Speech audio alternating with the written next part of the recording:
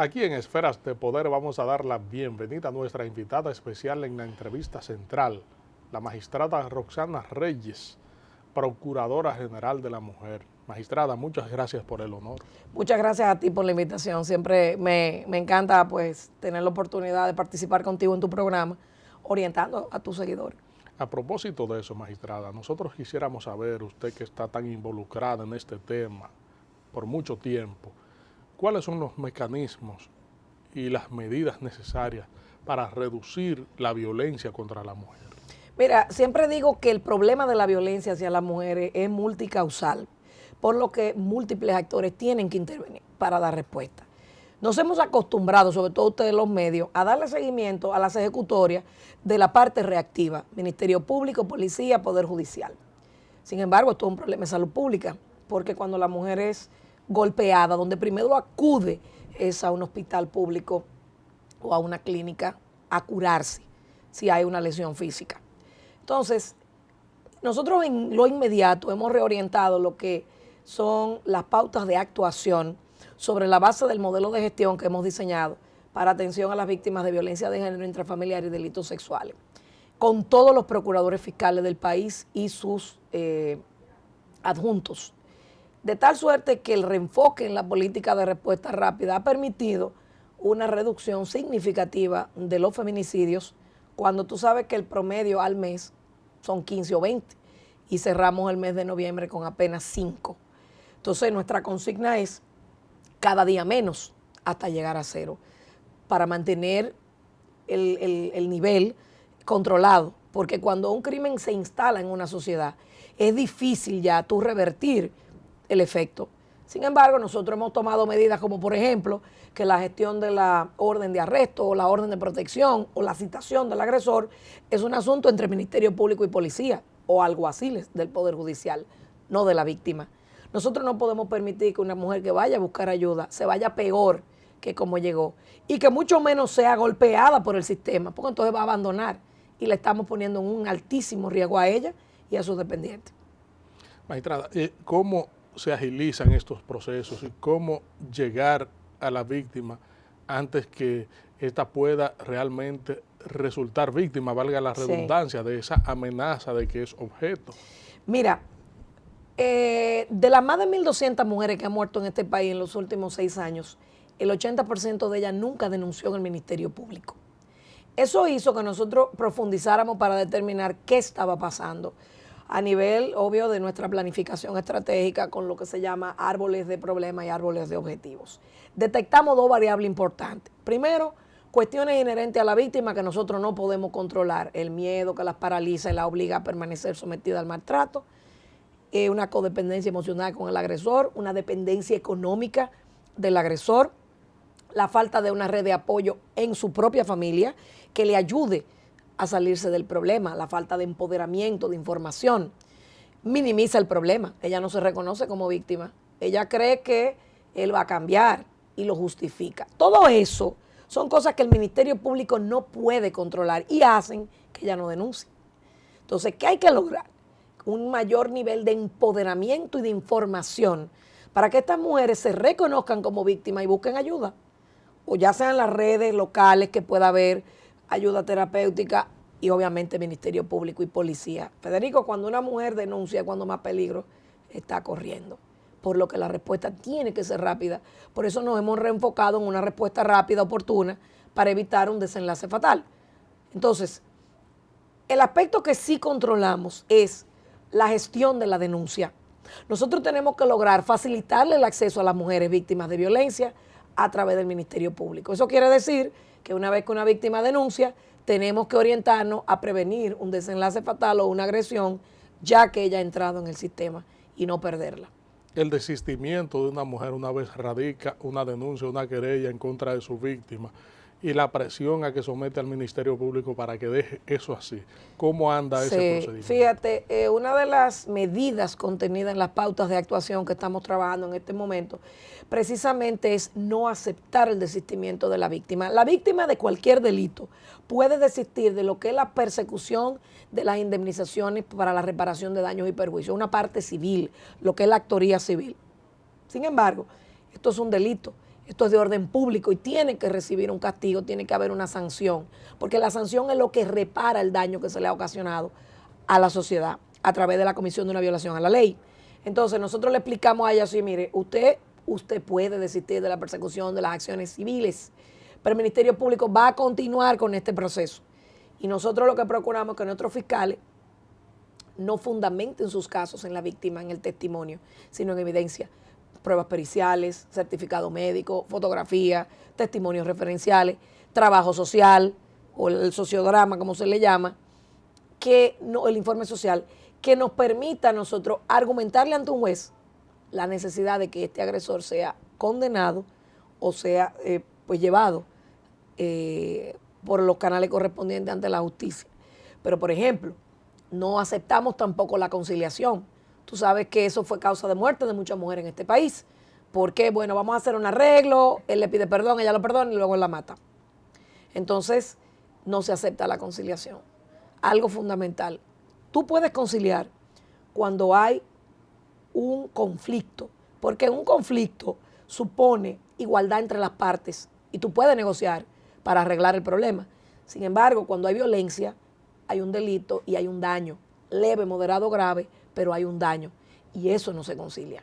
La acción pública continúa hasta lograr una sentencia condenatoria o el cierre del expediente por cualquiera de las vías que establece el Código Procesal Penal. No hay riesgo, magistrada, de que si una de las partes interesadas se retira del proceso y no quiere aportarle al Ministerio Público elementos que ayuden a fortalecerlo y que terminen con una decisión donde se demuestre la verdad del hecho, no prospere porque esa parte se ha retirado, no quiere, no le interesa continuar? Por eso es que es importante preparar los casos para prescindir de la víctima. Tú sabes que la persecución penal tiene que ser estratégica. Tú no persigues el delito de robo o el robo de vehículos o el lavado de activos o el narcotráfico o la trata o el crimen organizado en sentido general de la manera en que persigues la violencia de género o la violencia intrafamiliar.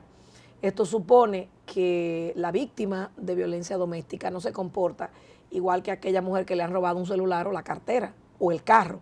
Es una víctima con un comportamiento muy particular donde hoy denuncia, mañana quiere retirar la denuncia por estar metida en el ciclo de la violencia, porque si no hay la intervención de un terapeuta especializado en eso, no va ella a salir. La intervención tiene que ser continua y sistémica, por lo menos entre 6 meses, 1 año, para que ella pueda romper con esa cadena y vivir una vida libre de violencia. Tú te vas a encontrar mujeres que se identifican con el agresor y en corte dicen, pero juez, ¿será que esta fiscal está enamorada de mi marido? Porque no, está todo bien. Yo fui que lo provoqué porque yo fuño tanto que se desesperó y me golpeó. ¿Te das cuenta? Entonces, si nosotros como sistema no estuviésemos entrenados y sensibilizados para entender esa situación, seríamos muy deficientes en la persecución penal para lograr incluso salvar la vida de esa y de otras mujeres y sus dependientes. El Procurador General de la República dijo recientemente que hombre que esté caliente irá detenido, sí, y que no va a haber ningún tipo de conciliación. Sí. Y hay una serie de pautas que el Ministerio Público tendrá que seguir, sí, con relación al tema de la violencia contra la mujer. Sí. ¿Por dónde vamos en esto? Mira, justamente tuvimos una reunión ordinaria hace un mes, antes de lanzar Promesa de Hombre, 1 de noviembre, desde el Palacio Nacional, con la presencia del presidente de la República, algo sin precedente en este país. Yo creo que manda una señal muy importante del compromiso del Estado con el tema. Te decía que en esa reunión ordinaria del Ministerio Público con todos los fiscales del país, titulares, procuradores de corte, se impartieron estas instrucciones, se socializaron, se discutieron y se están aplicando. Incluso para nosotros empoderar a los fiscalizadores que tú sabes que están en los municipios como una manera de descentralizar la atención. Mientras la mujer llega a la común cabecera, imagínate San José de la Mata, en Jánico, por ponerte algunos en Fuego, en San Cristóbal, bueno, en San Cristóbal no, perdón, en Santiago. Pero el municipio de Santiago, lejos de la común cabecera, que es Santiago, obviamente, pues los fiscalizadores están empoderados para dar las primeras atenciones, los primeros auxilios, prepararle el expediente para entonces remitirlo con la víctima al tribunal donde corresponda. Pero las medidas como órdenes de protección, arresto, etcétera, etcétera, se dan en esos lugares. Es importante, cuando hay una denuncia de una agresión, poner a la víctima a salvo y al agresor en control. No importa cómo esté, claro, no siempre nosotros salvaguardando sus derechos. Hay lo que se llama, por ejemplo, el pedido de auxilio de la víctima. Nosotros hemos fortalecido la coordinación interinstitucional con la Policía Nacional y el Ministerio de la Mujer a través de su línea de respuesta rápida. La policía está respondiendo como nunca con este delito. Y eso es fundamental para poder salvar vidas y contener la agresión. También hemos visto un mayor nivel de involucramiento de las comunidades, el pastor, la iglesia, el párroco, los vecinos, los líderes comunitarios, incluso han refugiado mujeres en sus comunidades antes de que la autoridad llegue para ponerlas a salvo. Y eso es importante porque la violencia nos toca a todos. Entonces, estas medidas, como tú señalas, estas pautas de actuación mínima, rápida, pues se están aplicando de manera exitosa y obvio, vamos haciendo ajustes sobre la marcha, mirando qué podemos mejorar siempre. Y es importante señalar también que segundos hacen la diferencia entre la vida y la muerte, con el tema, por ejemplo, del pedido de auxilio. Ante la policía, por eso lo estamos capacitando y entrenando, si había un pedido de auxilio porque estaba siendo una mujer golpeada y los vecinos llamaban y denunciaban, la policía decía, no hay un fiscal para yo entrar, o no hay un juez, o no hay una orden. El Código Procesal Penal establece que para evitar o impedir la comisión de una infracción, si usted inicia una persecución y el infractor se entra en una vivienda, usted puede entrar a esa vivienda y detenerlo. O sencillamente, en el caso de las mujeres víctimas, romper la puerta y rescatarla. Es su domicilio y es un delito flagrante. Ahí no hay excusa. Vuelvo y te digo, por estar esperando una orden o lo que sea, hemos perdido víctimas. Entonces se trata de responder rápidamente. ¿Cómo se han reflejado estas medidas en el comportamiento de la violencia, en el índice de violencia en el tiempo en que han entrado en vigencia y en los casos que se han reflejado? Mira, apenas cuando el promedio era de 15 a 20 feminicidios al mes, nosotros terminamos el mes de noviembre tras aplicar estas medidas y activar todo el sistema y yo personalmente supervisar la línea de rescate y respuesta rápida durante los feriados o fines de semana con todos los fiscales del país, pues te diré que terminamos con 5 feminicidios, cuando el promedio es 15 o 20. Por eso hablamos de cada día menos hasta llegar a 0. Y tener una tasa control para mantener este delito, pues, como valga la redundancia, ¿no?, en control. Y eso es muy importante, porque, por ejemplo, ya el mes de diciembre arrancó. No tenemos feminicidios registrados.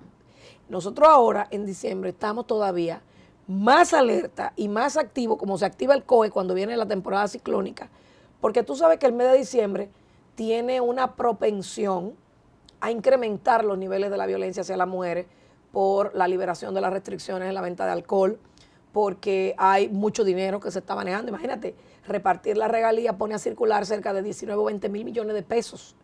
Activa el comercio, vienen gente de fuera, hay mucha actividad y mucho movimiento en este tramo, en este periodo. Y obviamente eso demanda de nosotros una atención 24 horas los 7 días de la semana, porque estas navidades tienen un feriado muy largo. O sea, el 24, 25 caen lunes, martes, y obvio, es un fin de semana muy largo. Entonces, pues para nosotros dar respuesta y contener, estamos doblemente activados que como estuvimos trabajando en noviembre. Es decir, que van a redoblar. Cuando tú descansas, nosotros trabajamos el doble. Es decir, que van a redoblar Sí, las medidas, ¿no? Es así. Es decir, todo el sistema está activado, fiscales 24 horas. Estamos hablando de fiscales de llamada.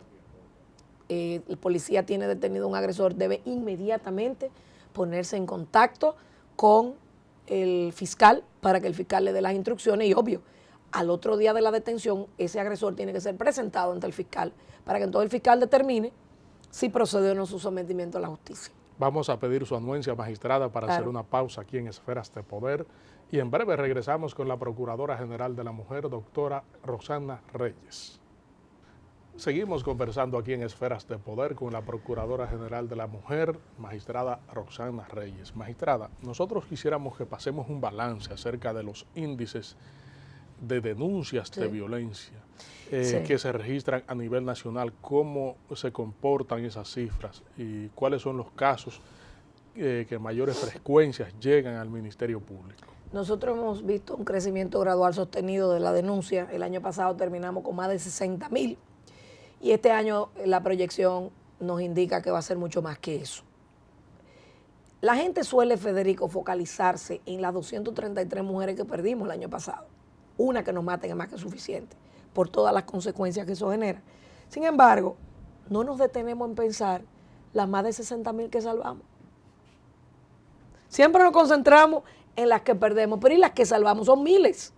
Entonces, por eso es importante que logremos facilitar el acceso de la mujer a la justicia a través de un sistema de gestión con personal entrenado, logística, equipamiento, para que ella no abandone el proceso, que realmente se sienta segura, acompañada, protegida y pueda caminar todo el tránsito que este delito demanda, porque es que tú sabes qué pasa en este país.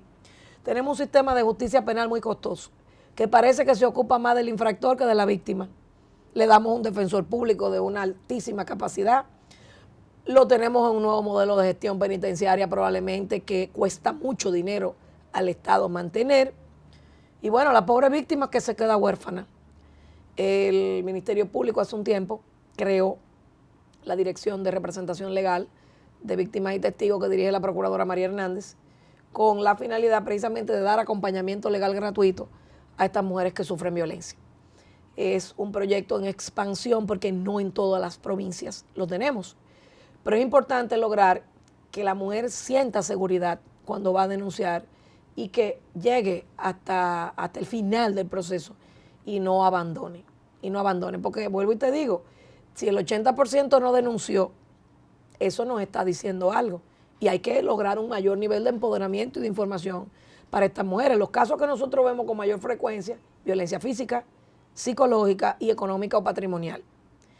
Hemos tenido años donde hemos visto más violencia psicológica que física y eso es un aviso importante porque la mujer no espera el golpe, no espera la agresión física, sino que cuando hay la situación de la agresión verbal va a denunciar para lograr que haya una contención del maltrato. En comparación con el año pasado, ¿cómo está el índice? Mira, ¿En qué nivel? Mira, más denuncias que el año pasado, mucho más.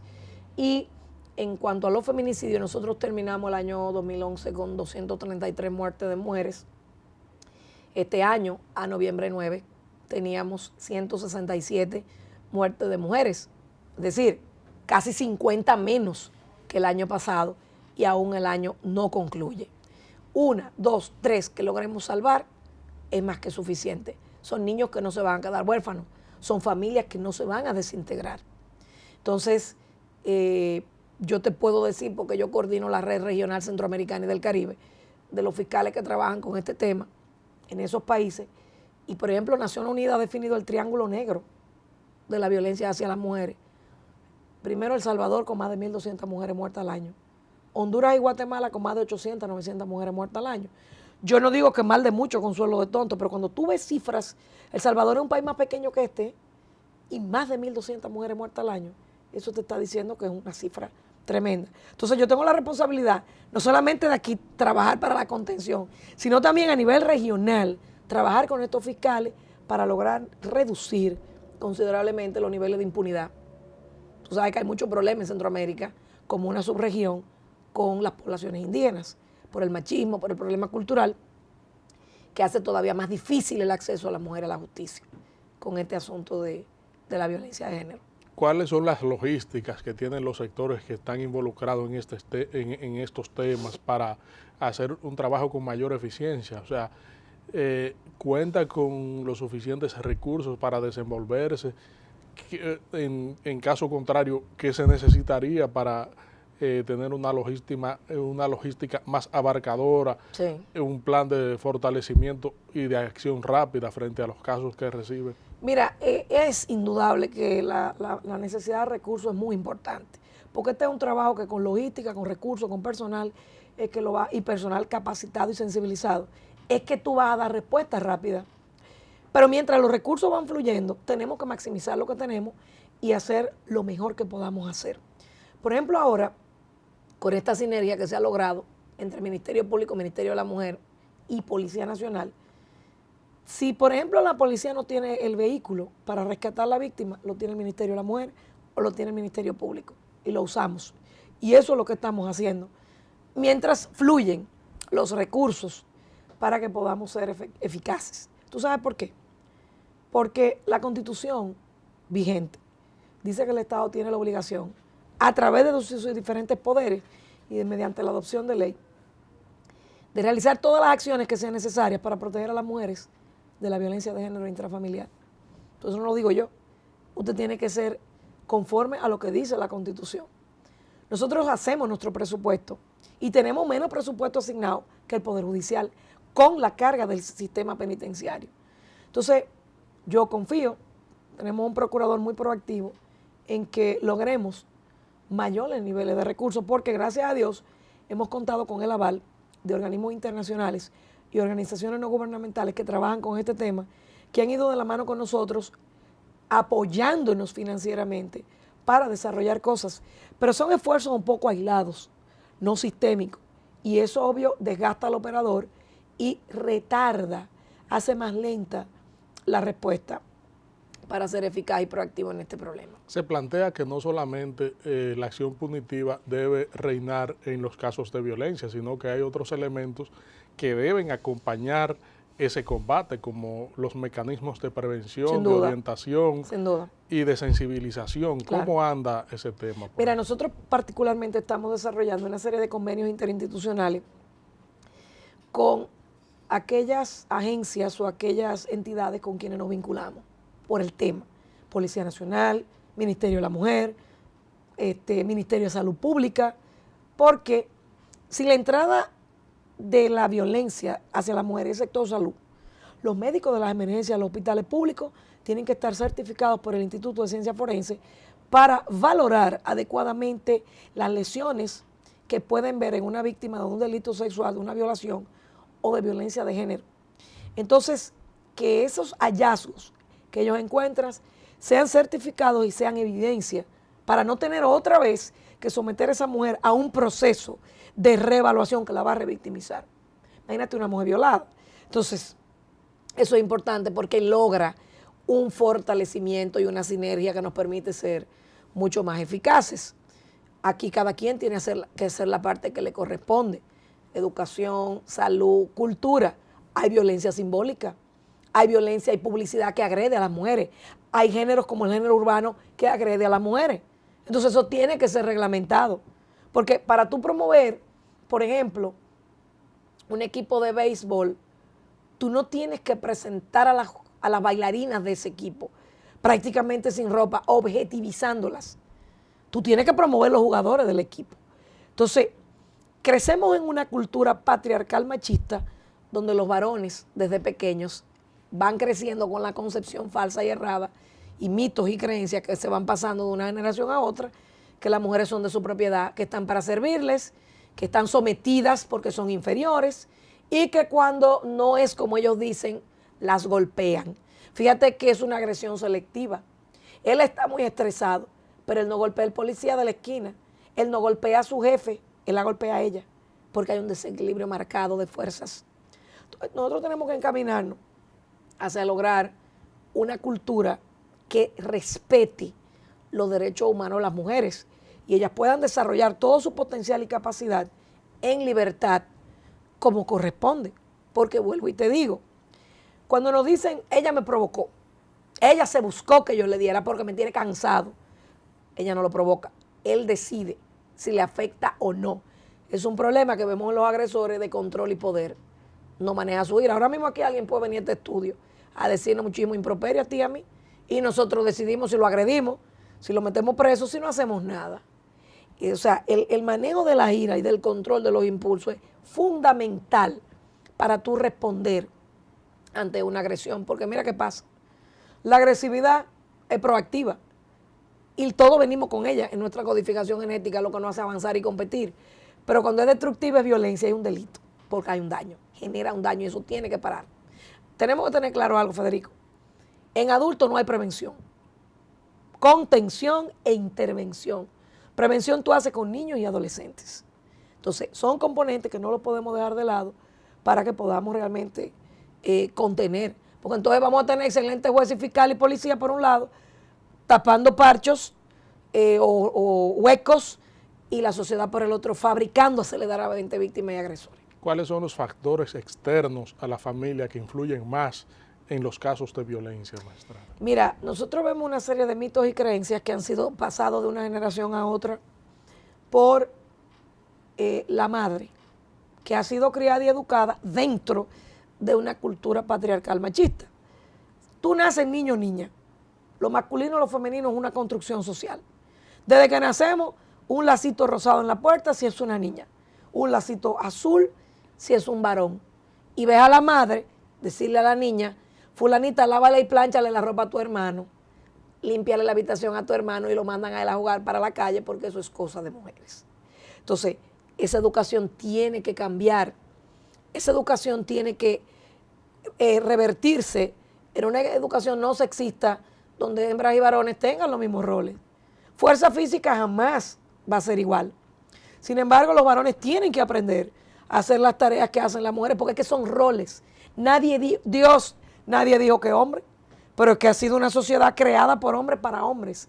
Fíjate, un papa, no tenemos una papisa. La Iglesia Católica no admite sacerdotisas o obispas, sería el término, yo no sé, obispo mujeres, puedo decirlo. Vuelvo y te digo, es una cultura patriarcal machista que tenemos que romper para encaminarnos al tema de la equidad, darle a cada quien, hembra o varón, lo que le corresponde. Las mujeres son las que más van a la escuela, las que más van a la universidad, a los liceos, mejor notas, con honores se gradúan, pero dentro de las pobres son los más pobres. Entonces algo está pasando. Tiene que haber un mayor nivel de acceso para las mujeres al crédito, a la microempresa, a la salud, a la tierra, a las parcelas, no parceleras, la reforma agraria, todo eso. Y eso tiene que cambiar. ¿Cuántas mujeres hay en el gabinete gubernamental? Ministras, 3. La de la mujer, obviamente, la de Ciencia Superior, Educación y Tecnología, doña Ligia Amada, y doña Josefina Pimentel, la ministra de Educación.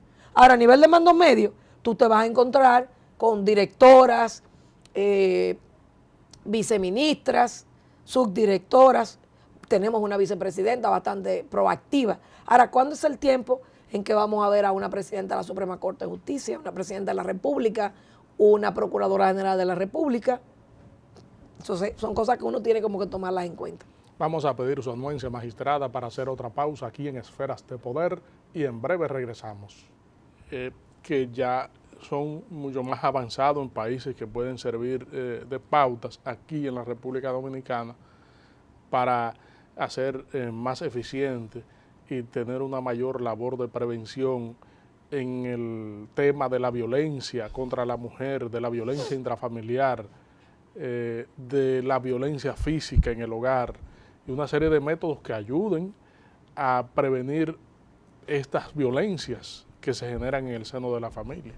Tú sabes que ya el crimen, el delito, tiene que combatirse de manera transnacional, porque definitivamente, así como se ha globalizado el mundo a través de la información, de la tecnología, etcétera, así también el crimen y el crimen organizado ha traspasado la barrera de los países. Y fíjate cómo los países, a través de la Convención de Palermo, a través de la Convención de Viena y muchísimas convenciones y acuerdos internacionales, facilitan que los países miembros puedan ser eficaces en la persecución. Si se comete un delito en un país y va a parar a otro como tránsito y de ahí sigue para otro, todos tienen que dar respuesta ante esa problemática. Lo mismo pasa con la violencia de género. Nosotros hemos suscrito como República Dominicana una gran cantidad de acuerdos y convenciones internacionales que dan pautas para esta materia y nos miden como país cómo vamos con relación a las ejecutorias de esas acciones. En ese sentido, tenemos alianzas estratégicas y acuerdos interinstitucionales con otros países como Puerto Rico, como Estados Unidos, Centroamérica, Iberoamérica, para facilitar los procesos. Por ejemplo, a través de la Convención de Palermo, nosotros, si suponte que un agresor en Costa Rica, un costarricense mata a una ciudadana nicaragüense y viene a República Dominicana huyendo, pues obvio, nosotros vamos a facilitar el proceso para que esa persona sea enviada al país donde corresponda para que responda por sus hechos. Es decir, no podemos nosotros como países burocratizar o poner trabas para que la justicia fluya. Todo lo contrario, la cooperación internacional es lo que favorece que podamos ser todavía mucho más proactivos en la persecución de estos delitos. Tú tienes el tema de trata y tráfico. Es crimen organizado. Inclusive tú sabes bien que el país se mete y se sale en una categoría o en la otra, son 3 que hay, en el informe del Departamento de Estado de los Estados Unidos. Tú sabes, por ejemplo, el tema del narcotráfico, como Estados Unidos certifica a los países que luchan contra el narcotráfico. O mira cómo se habla de que Estados Unidos le retira el visado a operadores del sistema de justicia que ellos entienden no han sido lo suficientemente firmes con determinados casos. Entonces eso te dice que nosotros, en lugar de individualizarnos en la lucha contra el crimen, tenemos que trabajar unidos en bloques regionales, subregionales y pues obvio a nivel global. Porque el crimen, tú sabes que permea cualquier sociedad y sobre todo crimen organizado. ¿Está República Dominicana aliada a esas entidades internacionales para buscar esos métodos, esos conocimientos que se necesitan y romper ese esquema burocrático que ha reinado históricamente en el combate de la violencia hacia la mujer? Claro, de hecho, nosotros como país tenemos un gran liderazgo. Por ejemplo, como te dije ahorita, yo coordino dentro del marco del Consejo Centroamericano de Ministros de Justicia y del Caribe. Yo fui seleccionada a unanimidad por 2 años por el Consejo y todos los fiscales para coordinar la red de fiscales que trabajan con el tema de la violencia de género en Centroamérica y el Caribe. Pero además, el Procurador General de la República también, dentro de cónclaves regionales de Iberoamérica, es vicepresidente de todo lo que es el grupo de ministerios públicos o ministros de justicia que trabajamos con este tema. Es decir, que nuestro país tiene un liderazgo en esta materia y en la lucha contra el crimen organizado y desorganizado también. Y eso hace, de alguna manera, que nosotros las metodologías o las pautas que han podido ser exitosas en nuestro país, socializarlas con los demás países para que ellos también puedan avanzar hacia una reducción de este delito. ¿En qué medida se ha roto ese esquema burocrático aquí? Mira, por ejemplo, cuando hacemos uso de las convenciones internacionales, tú ves con Estados Unidos se facilitan los procesos de captura, de envío de imputados al territorio norteamericano. Por ejemplo, ha pasado que hay pederastas o violadores de niños que de repente se han fugado de Estados Unidos y han venido para acá. Y cuando han sido detectados aquí, han sido enviados de nuevo a Estados Unidos para que cumplan condena con la menor traba burocrática posible. Porque justamente lo que queremos es aminorar los trámites que hagan que el delincuente se salga con la suya. La burocracia, los pasos procesales largos y tediosos, no favorecen una lucha oportuna y eficaz contra el crimen. ¿Cuáles son los planes que tienen a largo plazo el Ministerio Público para ver resultados tan tangibles como el que usted planteó, que en noviembre se redujo considerablemente el índice de feminicidio? Tú sabes que te hablaba de mejorar la gestión de la denuncia y esto lo hacemos a través de un modelo de gestión a implementarse en todo el país, que todo el Ministerio Público tenga un accionar uniforme con este delito, como lo hace con el narcotráfico, etcétera. También plan de formación multinivel, de capacitación de todo el personal, de sensibilización, de autocuidado, porque esta es una materia desgastante y hay que proteger a quienes cuidan y están expuestos continuamente a violencia. Más logística, más equipos. Abrimos 2 unidades de atención integral ahora, en diciembre, una en Dajabón, que es zona fronteriza donde hay mucho problema de violencia, y también la Romana. Eso haría que tengamos 17 unidades de atención integral en todo el territorio, cubriendo cubriendo la mitad de todos los distritos judiciales donde el Ministerio Público tiene presencia, pero también un proyecto telemático a mediano plazo para unificar toda la línea de respuesta rápida, un call center, una página web, todo orientado al servicio, de tal suerte que podamos hacer que el ciudadano, sea el afectado directo o indirecto, porque es un conocido de la víctima, pueda denunciar a través de las redes, las órdenes de protección, hacerla de público conocimiento en las redes, que todo el mundo se entere que hay un imputado que tiene una orden de protección y no puede acercarse a una mujer. Entonces eso viaja a una velocidad extraordinaria y todos nos hacemos aliados. Tenemos todos como país que aliarnos para poder ser eficaces. Si no nos duele, si no entendemos que la violencia es cosa de todos, es más difícil. Y en ese tránsito está el Ministerio Público hacia una mayor especialización, hacia la implementación gradualmente de todo lo que te he dicho, todos estos proyectos, el proyecto de firma digital con la Junta de Andalucía, en conjunto con la Suprema Corte de Justicia, que los sistemas de información estadística sean, por ejemplo, compartidos. Y bueno, que logremos avanzar de manera rápida y eficaz para que esto se traduzca en mayores vidas, mayor cantidad de vidas que podamos salvar y menor riesgo para las víctimas y sus dependientes. Interesantísima, magistrada, su comparecencia, como siempre, para aportar orientación a la ciudadanía sobre los distintos temas que le incumben en su calidad de Procuradora General de la Mujer. Esferas de Poder siempre será un canal abierto para la orientación de la ciudadanía y las advertencias punitivas de las autoridades frente a quienes desborden en los ámbitos de las leyes. Totalmente de acuerdo, es así. Definitivamente todos tenemos derecho a vivir una vida libre de violencia, a vivir en paz. Y ese es el compromiso del Ministerio Público, garantizar que las mujeres vivan en paz con sus hijos.